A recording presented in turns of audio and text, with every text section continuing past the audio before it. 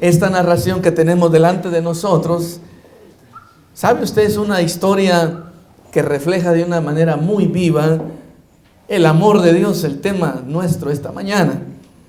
Habla de un hombre que se dirige de la ciudad de Jerusalén, dice el pasaje, descendía, dice, hasta Jericó. El pasaje, como le digo, es demasiado explícito porque solamente hay que ubicarnos en la geografía de la tierra de Israel para identificar cómo el escritor sagrado nos trata de dar un mensaje. Literalmente, cuando habla que descendía de Jerusalén a Jericó, no se refería al hecho de que una ciudad estaba más arriba que la otra. La altitud era bastante similar, pero a lo que se refería era que Jerusalén, llamada la ciudad de paz, la ciudad del Dios vivo, la ciudad que él había escogido para poner en ella su nombre, ni más ni menos. Jerusalén significa ciudad de paz. Pero en cambio Jericó era otra ciudad muy distinta y muy diferente, porque ni más ni menos que había sido el baluarte, usted sabe, de las naciones amorreas que le evitaban el paso a Israel para entrar a la tierra prometida. La ciudad de Jericó tenía unas murallas amenazantes, aparentemente inexpugnables, nadie las podía penetrar, y eran el símbolo de la resistencia amorrea, que le evitaba el paso para que las promesas de Dios se cumplieran en la nación israelita cuando salía de la tierra de Egipto y había ya pasado no solo el Mar Rojo, sino que también el río Jordán. Y ahí estaba aquella gran ciudad que era un símbolo de la resistencia. Y entonces, usted sabe la historia. En los días de José, el Señor les ordenó que rodearan la ciudad 7 veces con cánticos, con sonidos de trompeta.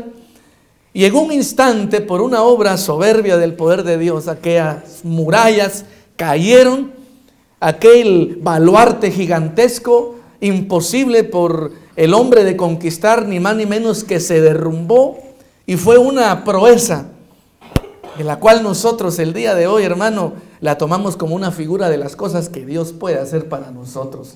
Digan amén. El Señor puede derrumbar las fortalezas y lo hace con su magnífico poder.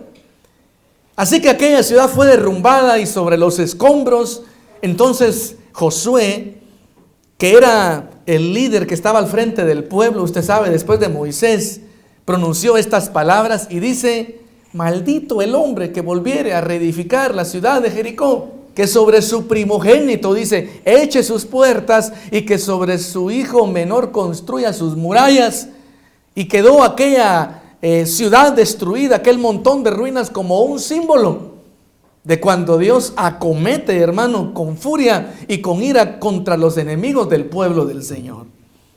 Pasó muchos años, quizás cientos de años, y aquellas ruinas representaban ni más ni menos que, hermano, la obra victoriosa del Señor en favor de su pueblo. Pero la apostasía llegó al pueblo de Israel, y con el paso del tiempo apareció un rey malo, un rey que no era conforme al corazón de Dios, alguien que no hacía distinción entre lo santo y lo profano. Y atreviéndose a desafiar aquel edicto de Josué, entonces reedificó la ciudad. Dice la Biblia que el hombre específico que lo hizo se llamaba Hiel. Y la Biblia solo dice que se llamaba Hiel de Betel. Y exactamente la sentencia profética que había dado Josué se cumplió sobre su hijo mayor y sobre su hijo menor. Echaron las puertas y los cimientos de los muros, y la ciudad se volvió a levantar. Enseñándonos esto, de que las victorias que el Señor nos ha dado, tenemos que aprender a conservarlas. Porque por descuido y por flojera, en cualquier momento, todo aquello que hemos controlado y dominado, en algún instante pudiera volver a darnos problemas. Y así pasó. La ciudad de Jericó se volvió a levantar. El baluarte aquel de antaño que había sido derrotado, aquellas murallas que causaban temor, volvieron a afligir el corazón del pueblo de Dios. Y se levantó esa muralla. Así es que El Señor refiere el acontecimiento de un hombre que ahora dice descendía de Jerusalén a Jericó. Ahora podemos entender perfectamente que cuando se habla de Jericó, se habla de un sitio, se habla de un lugar, se habla de una posición pecaminosa, de temores, donde el enemigo hace su obra nefanda. Pero también podemos entender que Jerusalén representa ni más ni menos el lugar de donde fluye la palabra del Señor. El lugar donde está sentado el templo, aquel templo que debajo de sus cimientos las aguas y los ríos del Señor corren. Cuando dice descendía un hombre de la ciudad de Jerusalén a Jericó, nos está hablando el Señor de forma metafórica. Esto es ni más ni menos una alegoría que habla de la historia del hombre a lo largo de todos los tiempos, y el dibujo ni más ni menos que recrea la imagen actual que el día de hoy nosotros vivimos, no solamente aquí en nuestro país, sino que en cualquier lugar del mundo. Un hombre descendía de Jerusalén a Jericó, habla de la caída del hombre, de su constante proceso de depravación, de su constante situación de vulnerabilidad, que ni más ni menos que está expuesto de forma constante, no se puede defender y puede ser víctima en cualquier momento de un atropello, de un accidente, de un robo, incluso de la misma muerte. El hombre desciende, el hombre ha caído, el hombre ha perdido algo que Dios le había dado. La Biblia dice que Dios lo hizo a su imagen y semejanza. Lo puso en el huerto y le dio poderes y le dio facultades únicas para que gobernase, para que le diese nombre a todo animal que se movía sobre la faz de la tierra, a toda ave que volaba y a todo pez que se movía en las aguas del mar. Lo constituyó como una autoridad delegada, como un virrey. Estoy hablando de esos momentos tan especiales de los cuales nosotros humanamente no tenemos ningún tipo de registro. Cuando el hombre había sido puesto en el huerto y Dios, viendo todo lo que se había hecho, dijo: todo esto es bueno, pero no solo está bueno, sino que es bueno en gran manera. Pero el hombre lo perdió porque el hombre desobedeció. El hombre se empezó a extraviar porque no acató, porque no hizo caso de lo que Dios le había dicho y fue expulsado. Esa expulsión nos habla en primer grado de un elemento salvífico que está a la vista, porque cuando Dios lo echó, el hombre iba desnudo y el hombre ni más ni menos que estaba entendido, se le había ya notificado, comprendía su situación porque vio que estaba desnudo. Las hojas de parra y de higuera con las que se había hecho un delantal no cubrían la necesidad de la desnudez que él portaba. Así es que de forma profética nuevamente el Señor en su misericordia actúa, realiza algún tipo de sacrificio, procede a inmolar alguna víctima y con pieles de animales los cubre y los saca del jardín del Edén, hablándonos eso de una promesa. Hablándonos eso que no lo iba a dejar desamparado, expuesto y vulnerable para siempre. Y nos habla esto de una promesa, de una redención, de un plan que está por venir. Por eso cuando el pasaje habla de que el hombre descendía de Jerusalén a Jericó, nos habla de una carrera de perdición, nos habla de una carrera de dolor, nos habla de una carrera de injusticia. Yo quisiera que usted escuchara lo que la Biblia precisamente habla acerca del hombre y cómo lo describe. Usted lo va a buscar si lo desea en el libro de Isaías, en el capítulo 1, déjeme leerlo, lo busca después. Dice: oíd cielos y escucha tierra, porque habla Jehová. Crié hijos y los engrandecí, y ellos se han rebelado contra mí. El buey conoce a su dueño, y el asno el pesebre de su señor, pero mi pueblo no entiende, no tiene conocimiento. Gente pecadora, pueblo cargado de maldad, generación maligna, hijos depravados, dejaron a Jehová, provocaron a ira al Santo de Israel y se volvieron atrás. ¿Por qué queréis ser castigados aún? Todavía os rebeláis, toda cabeza está enferma y todo corazón doliente.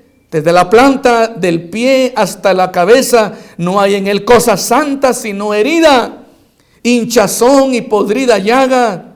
No están cerradas, ni vendadas, ni suavizadas sus heridas con aceite. Escúcheme, porque esta es la situación del hombre que desciende de Jerusalén a Jericó. Pero lo peor de todo es que el hombre piensa que no necesita a Dios. Dice el Salmo, el necio dice en su corazón, no hay Dios. Nosotros nos hemos hecho a nosotros mismos.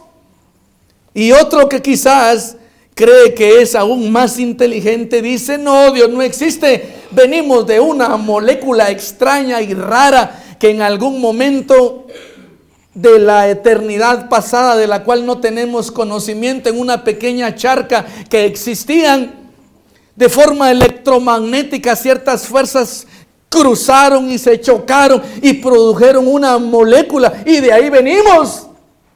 Fue una obra de la casualidad, y con el paso de los millones y los millones de años se formó un mono, y nosotros venimos del mono. Bien dice la Biblia, la necedad se encuentra colocada a grandes alturas. El apóstol Pablo dice, profesaron ser sabios y se hicieron necios. El hombre descendía de Jerusalén a Jericó. El hombre venía bajando y el hombre sigue todavía cayendo. La Biblia dice que no hay justo ni aun uno. Dice, no hay quien entienda, dice, no hay quien busque a Dios. Todos se desviaron, a una se hicieron inútiles y no hay quien haga lo bueno, no hay ni siquiera uno. Sepulcro abierto es su garganta, con su lengua engañan, su boca está llena de maldición, amargura, dice, hay en sus labios. Eso es lo que dice la Biblia, sus pies se apresuran a derramar sangre. No hay temor de Dios delante de sus ojos y no conocieron camino de paz. Eso dice la Biblia. El hombre desciende de Jerusalén a Jericó. El pasaje habla de que en el camino aparecen bandoleros, aparecen ciertos personajes a los que llama ladrones y salteadores, y lo interceptan en ese camino, porque eso es lo que le ha pasado al hombre, y le despojan. Le hieren, dice, y lo dejan medio muerto. Ni más ni menos que lo dejan en un estado deplorable, despojado de todos sus bienes y de toda cuanta cosa bella y hermosa el Señor le ha dado.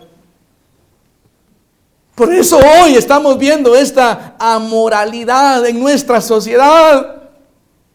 Esta falta de amor que lo que hace es hablar del pronto retorno de Cristo, el que ha dicho que en el final de los tiempos iba a haber una característica. Dice, el amor de muchos se va a enfriar. El hombre ha descendido de Jerusalén a Jericó. El hombre no va para más, el hombre va para menos. Su caída es ni más ni menos que a pique. Y en esa alocada y desenfrenada carrera, lo que hay es despojo, lo que hay es heridas, lo que hay es muerte. La Biblia dice que Dios nos amó a nosotros estando muertos en nuestros delitos y pecados. La Biblia dice que nosotros no le buscábamos, sino que éramos sus enemigos y que nosotros todos absolutamente le maldecíamos. Lo que la Escritura refiere acerca de la condición humana es que era reo de condenación y que lo único que le aguardaban eran las tinieblas de afuera.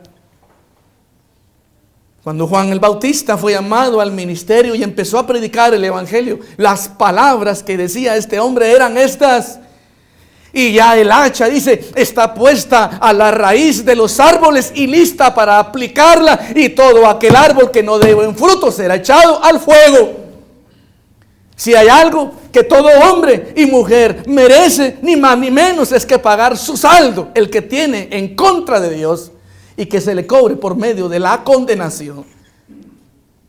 No tenemos idea, mis hermanos, de qué forma en nuestro pecado, de qué forma todo esto ofende a Dios. No tenemos idea, escúcheme, de qué manera estamos extraviados y perdidos. El hombre natural no entiende de qué forma, hermano, está ni más ni menos que discapacitado, de qué forma es incompetente y de qué forma su necesidad es tan grande la que tiene de Dios. Nuestra oración es que todos en este salón esta mañana, bajo el toque del Espíritu Santo, se nos sea revelado y que nuestros ojos sean abiertos para que comprendamos que el amor de Dios es tan excelso y tan grande que puede y que alcanza para perdonar todas las iniquidades. La Escritura dice: con amor eterno te he amado. Dice, por lo tanto, dice, te he prolongado mi misericordia. El amor de Dios es tan sublime que quita el pecado. Ni más ni menos, Dios amó tanto al hombre que, siendo el hombre reo de condenación, porque usted sabe que Dios es un juez justo, y como juez justo, dice la Escritura, Él no da por inocente al culpable. Es más, agrega y dice: toda alma que pecare, esa morirá. Y agrega aún y dice: sin derramamiento de sangre no se hace remisión de pecados. Cada quien debe de pagar su pecado con su misma vida. Así es que, estando perdidos y extraviados y reservada para nosotros la condenación eterna, Dios, que nos ha amado y que nos cuesta entender esa clase de amor tan desinteresado, hizo un plan. Y en ese plan planeó el rescate, la salvación, la redención de todo lo que se había perdido. Pero alguien tenía que pagar, tenía que ser una víctima inocente. Y el Padre puso en la parrilla del altar todo lo que tenía y lo más amado y lo más sublime, que no son sus tesoros, ni los universos, ni las galaxias, ni los arcángeles, ni los serafines, ni los seres vivientes, ni cuanta cosa ignota que nosotros no tenemos idea. Dijo: ¿a quién enviaré? ¿Y quién irá por nosotros? Quizás era nuestro clamor. Y Él dijo: el Hijo de Dios, heme aquí, envíame a mí. Y Dios, encarnado en la persona de Jesucristo, se hizo obediente y se humilló hasta lo sumo y fue a la cruz llevando el cargo penal de todos nosotros, y el castigo que nos correspondía lo llevó en su humanidad, incluso el mismo desprecio y la espalda de Dios. Cuando colgado en ese madero infame, el Señor dijo: Padre, ¿por qué me has desamparado? Quizás era la expresión de un corazón desesperado como el nuestro, para quien estaba reservada esas tinieblas. Pero Él cargó, Él llevó la culpa, Él llevó el pecado. Y esa es la obra de amor más sublime que puede haber. El amor de Dios se expresó en la cruz del Calvario. Y en este relato metafórico, que es ni más ni menos que una voz desesperada de Dios comunicando el mensaje de salvación, pero que tiene que ser revelado por el Espíritu, nos dice en esta mañana a todos: oiga bien, el hombre quedó ahí medio muerto, el hombre estaba ahí despojado, el hombre lo había perdido todo, el hombre no era inocente, el hombre estaba a punto de quedar extinguido, un pequeño aliento nada más. Y entonces aparece por el camino dos personajes. Esto es revelador, esto es dramático, porque aparece, dice la Biblia, un levita y un sacerdote. Yo quiero hablarle un poquito del levita y del sacerdote para que entendamos la narración. Dice que pasaron ahí y viéndole siguieron su camino. Déjeme decirle, por favor, que el sacerdocio en la nación israelita estaba reservado ni más ni menos que para la familia de Aarón.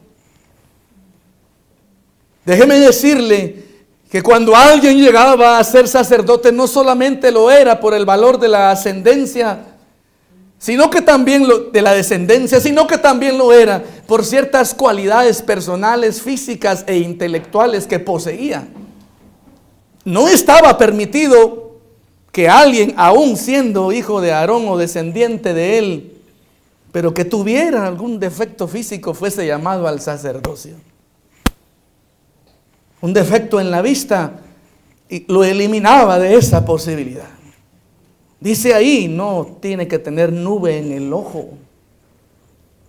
Y da otra serie de características, las cuales me reservo mencionar, pero que ahí están en la Escritura y todas se refieren a situaciones referentes a su cuerpo. Un hombre con defecto, por ejemplo, que cojeara de una pierna, no puede pasar al sacerdocio. Que esté malito de su cabeza, no puede. Que tenga defecto en algún dedo, que le falte un dedo, que tenga torcida la mirada, que tenga oblicua la vista, no podía tampoco. Se hablaba de cierto grado de perfección. De la misma forma, su conducta intachable. De la misma forma, su claridad de pensamiento, su misma aptitud para el ministerio, lo calificaban. Habían muchos que eran aspirantes y no pasaban la prueba.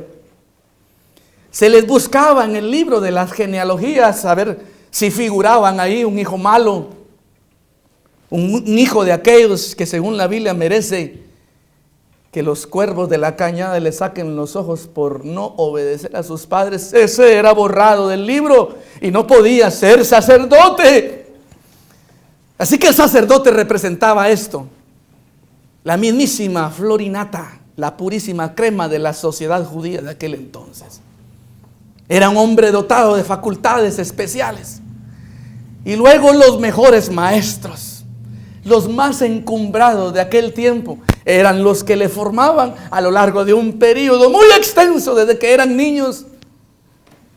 Yo quiero decirle que ninguna universidad, ninguna casa de estudios el día de hoy produce resultados como la de la escuela del sacerdocio en Israel. Es un hombre sensible, un hombre entregado a la causa de Dios, un hombre que temía al Dios del pacto, un hombre con una mente clara que podía aconsejar, un hombre con prácticas de una elevada cultura y de una moral también muy elevada, una conducta ética a toda prueba. El sacerdote y el levita, óigame, representaban todo eso. Así que cuando aquel hombre estaba ahí tirado y dice que pasa el levita y el sacerdote y lo miran y siguen de largo, esto remarca algo que no es de la tierra, nada más. No solamente es el descuido y el corazón duro de dos individuos, sino que está representando ahí algo que el Señor nos quiere decir hoy, y es que tu necesidad, lo mejor que produce la tierra, será incapaz de ser sensible para poderla identificar. Por eso, por medio del profeta Ezequiel, el Señor dice: maldito el hombre que confíe en el hombre. No hay institución, no hay entidad, no hay nada que pueda venir del hombre que pueda auxiliar al hombre.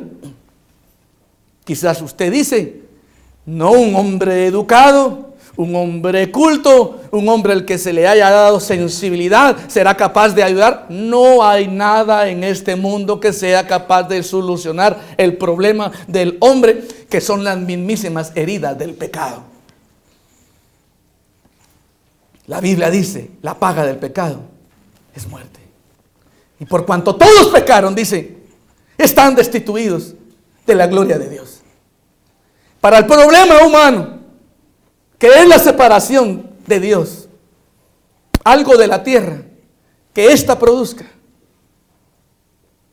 no es jamás una alternativa. Ahí el levita y el sacerdote lo vieron, no crean que no se fijaron, lo vieron, pero no pudieron simplemente detectar su necesidad, su dolor, su carencia, su pobreza, su enfermedad, que le habían robado todo, que se sentía débil, que estaba a punto de que su vida se extinguiera.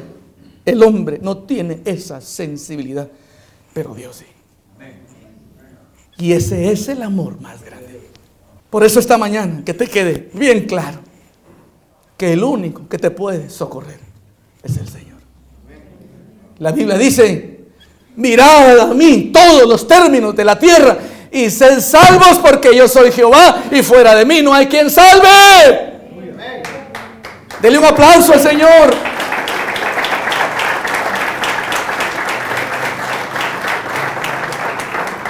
No hay nadie más a quien podamos acudir, no hay nadie más a quien podamos clamar.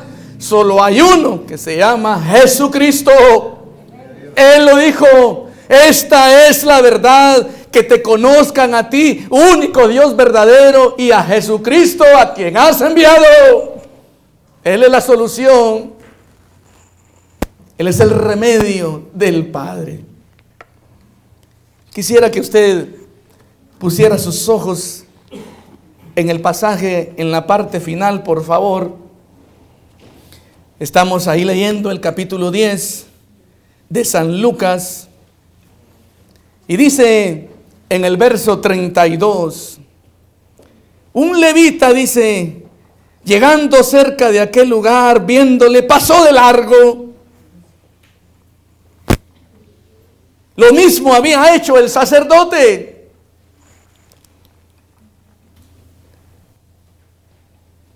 Lo que era lo más granado, lo más fino, lo más sensible de aquella sociedad, no pudo detectar la necesidad de aquel que estaba ahí moribundo. Pero ahora dice en el verso siguiente, pero, eso es lo bueno de esta historia, que hay un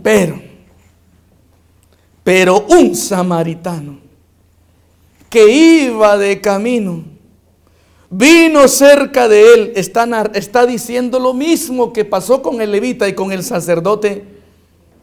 Viéndole, de los demás dice pasaron de largo. Aquí dice, dígalo en voz alta por favor,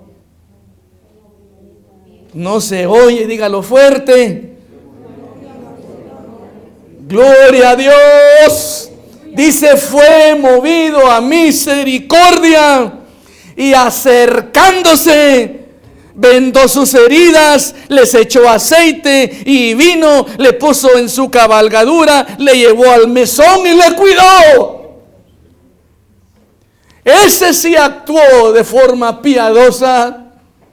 Ahí verdaderamente se muestra el amor. Y el tema de esta narración era: ¿quién es mi prójimo? Y entonces un religioso dice, pues mi prójimo es el que está cerca de mí, no cabe duda. El Señor le dice, pues a ese lo tienes que amar. Entendamos una cosa: el amor terreno tiene sus límites. Entendamos una cosa: que no hay amor más grande que este, usted lo sabe. Que uno ponga su vida por el otro. Dicen amén. Y eso fue lo que hizo el Señor Jesús, por amor de nosotros. Déjenme todavía desarrollar el tema en la parte final. Aquí dice que entonces el samaritano representaba ni más ni menos que la enemistad, porque judíos y samaritanos, léalo ahí después en Juan capítulo 4, dicen no se llevan, eran enemigos. Así como actualmente una nación contra otra, que no quiero ni mencionar nombres, se aborrecen mutuamente, son enemigos ancestrales. Hay naciones así. Aquí en nuestros medios no, ¿verdad? Aquí no. En otros lugares sí, hermano, ¿verdad? Allá, por allá en el cercano oriente hay países que se odian entre ellos, hermanos. Así era esta situación. Un samaritano, mire, no podía conversar con un judío. No eran tolerados los viajeros judíos que atravesaban por Samaria. Pero hubo uno que sí, dice, le era necesario pasar por Samaria, que era Jesús. Dice amén. Libre de cualquier tipo de prejuicio, libre de cualquier situación mala que el día de hoy intoxica, usted sabe, a las personas. Dios es amor, dicen amén. Así que dice aquí que este samaritano, que está representando nada más la enemistad. ¿Sabe qué enemistad hablo? La que nosotros teníamos con Dios, porque no se engañen, por favor. La Biblia dice que nuestro pecado produce enemistad con Dios. Por eso el pasaje dice, vuelve ahora en amistad con Él y tendrás paz, dice, y por ello te vendrá bien. Porque hay algo que divide, hay algo que distancia, hermano, y es el pecado nuestro. Aunque éramos sus enemigos, dice, vino Él y se acerca, venda las heridas, les echa aceite y vino, y esto de alguna forma remarca la acción del Espíritu Santo. Le pone en su cabalgadura, lo lleva al mesón y le cuida. Otro día al partir, dice, saca 2 denarios, se los da al mesonero y le dice, cuídale. No le dice así, cuídamele, eso es distinto. Dicen amén.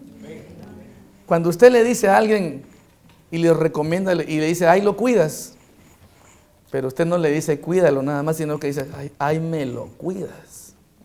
Eso es más entrañable, ¿verdad? Dice, cuídale. No, era de él, ya él lo había comprado. Esto está representando la compra por la sangre. Dice, cuídamele por favor, cuídamele porque es mío, cuídamele porque me representa a mí, cuídamele porque es como que si yo mismo fuera. Por eso cada vez que usted auxilia al hermano es como que si se lo diera a él. En aquel día se nos va a decir, aquí está tu premio por ese vaso de agua que me diste. Usted le va a decir, Señor, ¿cuándo te di un vaso de agua? Cuando lo hiciste a uno de mis pequeñitos, a mí me lo has hecho. Dicen amén. Por eso es que Él dice, cuídamele. ¿Por qué? Porque nosotros le pertenecemos a Él. Den gloria a Dios, hermanos. Gloria a Dios. Somos suyos y de Él, porque Él ha puesto su mismísimo espíritu aquí dentro de nosotros. Nos ha llamado por su nombre. Somos casa suya. Cuídamele. Todo lo que gastes de más, dice, yo te lo pagaré. El precio ha sido pagado en la cruz del Calvario cuando yo regrese.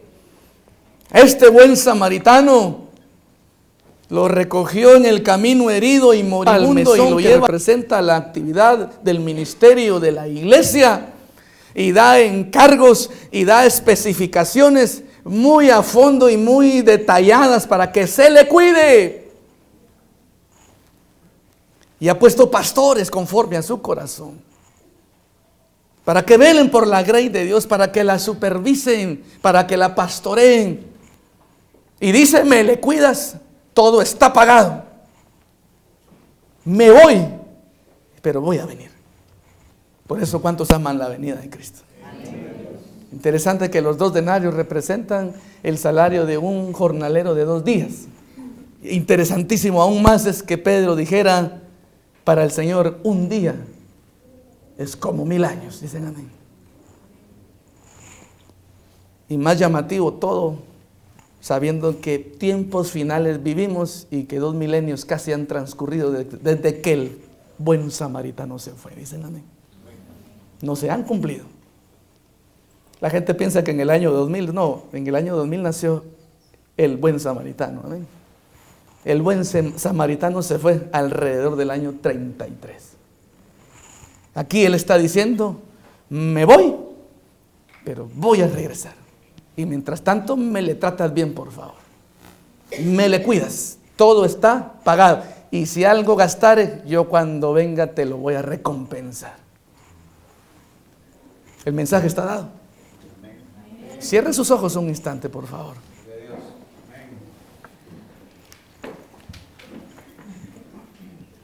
Yo le pido a usted que empiece dándole gracias al Señor en este momento.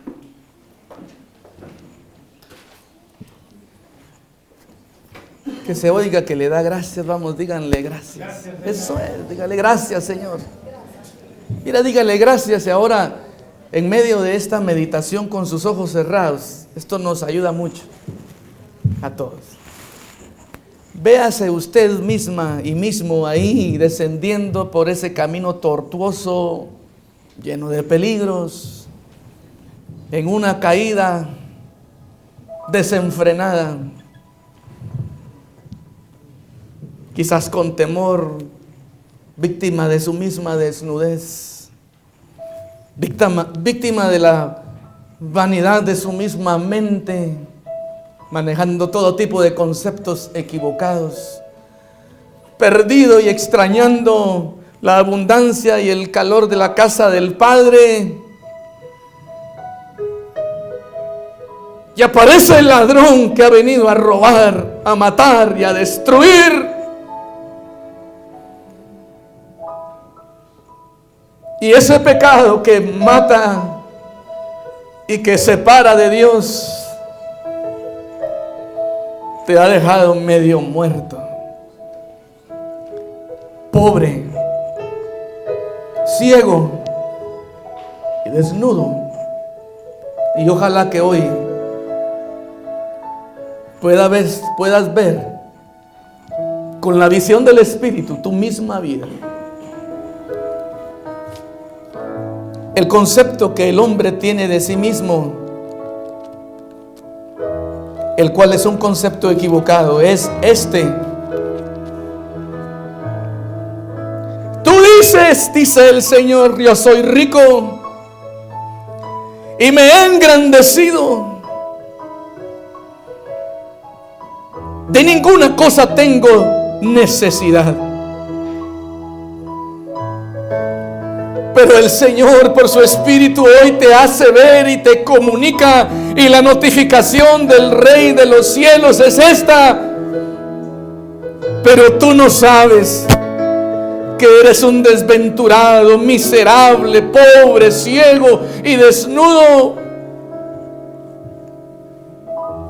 Tu necesidad a flor de piel grita de forma desesperada la salvación, la redención. Y la proclama evangélica es esta, la misma de siempre. He aquí el Cordero de Dios que quita el pecado del mundo. Y el anuncio no ha cambiado. No mires hacia otro lado. Los ojos puestos en Jesús, el autor y el consumador de la fe. Y el Señor anunciando desde las mismas páginas del Antiguo Testamento: mirad a mí y sed salvos todos los términos de la tierra, porque yo soy Jehová y fuera de mí no hay quien salve. El brazo del Señor está extendido y no se ha recogido todavía para salvar. Esta mañana, porque tus heridas quizás te sofocan aún. Esta mañana quizás porque las pérdidas han sido tan grandes.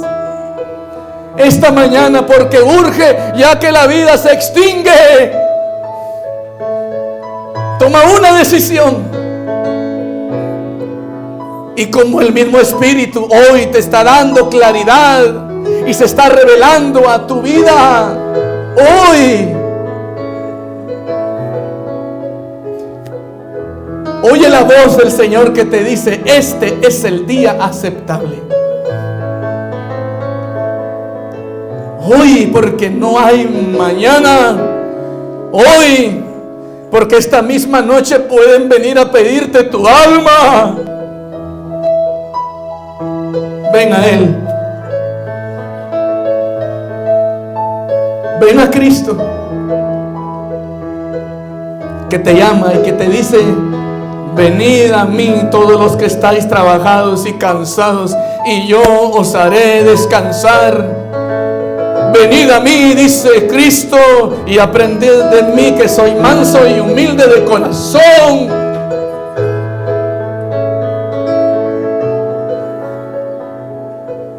No podemos dejar que pase este momento sin hacer esta invitación, quizás la más importante que se nos ha hecho.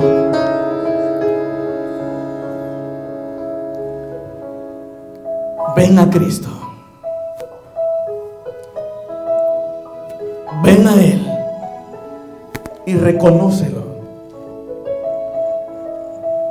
como Señor y como Salvador. La Biblia dice: toda boca que confesare que Jesucristo es el Señor, dice, será salvo. Y nadie puede decirlo que Él es el Señor si no es por el Espíritu Santo.